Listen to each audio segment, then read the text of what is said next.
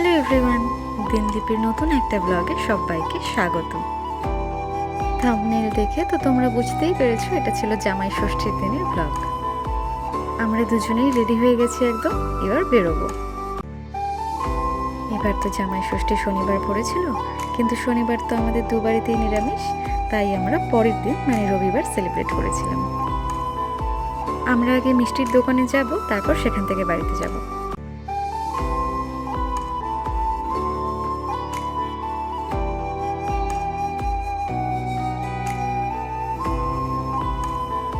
আমরা এখান থেকে কিনেছিলাম রসগোল্লা, মিষ্টি দই আর আইসক্রিম।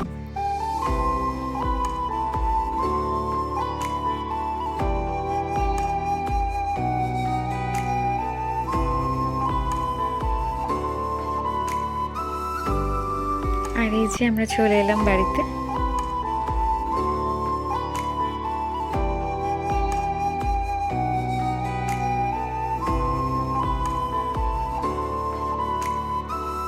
আর এই তো শুরু হয়ে গেল আশীর্বাদ পর্ব।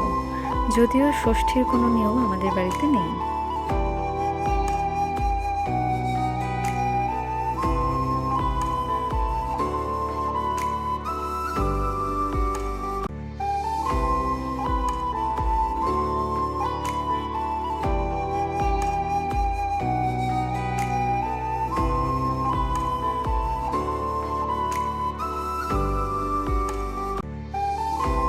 তারপর জেঠু এসেছিল আমাদের বাড়িতে,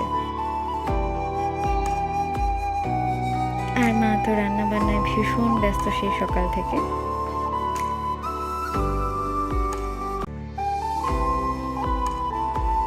রান্না বান্না শেষ হতে একটু বেলা হয়ে গেছিল, তারপর মা সোহমকে সবটা সাজিয়ে গুছিয়ে খেতে দিল।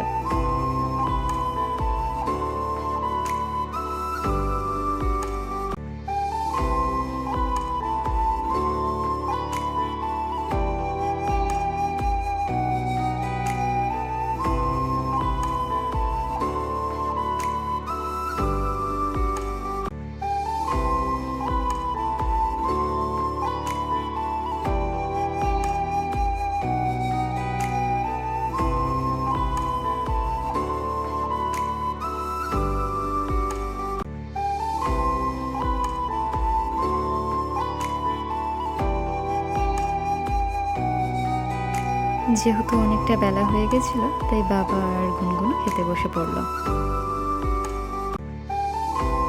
সেদিন আমার শ্বশুরমশাই এবং শাশুড়ি মাকেও ইনভাইট করা হয়েছিল। খাওয়া দাওয়া শেষ করে আমরা সবাই মিলে গল্প করছিলাম।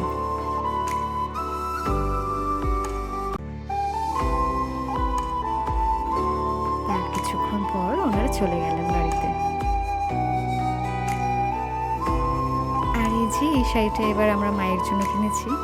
কালারটা ভীষণই সুন্দর। মোবাইলে আমি যদিও খুব একটা ভালোভাবে বোঝাতে পারছি না, কিন্তু অ্যাকচুয়ালি ভীষণ সুন্দর দেখতে কালারটা। তারপর সন্ধেবেলায় আমি চা বানিয়েছিলাম, আর সবাই মিলে একসঙ্গে চা খেতে খেতে অনেকটা আড্ডা দিলাম।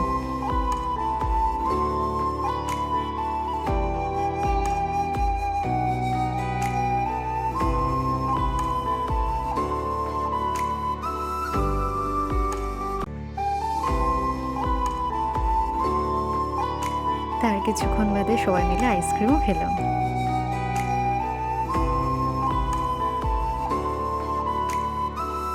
এখানে বাবা আমার শাড়িটা ভাঁজ করে দিচ্ছিল। এরপর আমরা ডিনার সেরে যাচ্ছি এবার ও বাড়িতে। জামাই ষষ্ঠীর ব্লগ কেমন লাগলো সেটা কমেন্টে জানাতে হবে কিন্তু। তাহলে আজকের মতো এটুকুই, দেখা হবে নতুন কোনো একটা ভিডিওতে। বাই।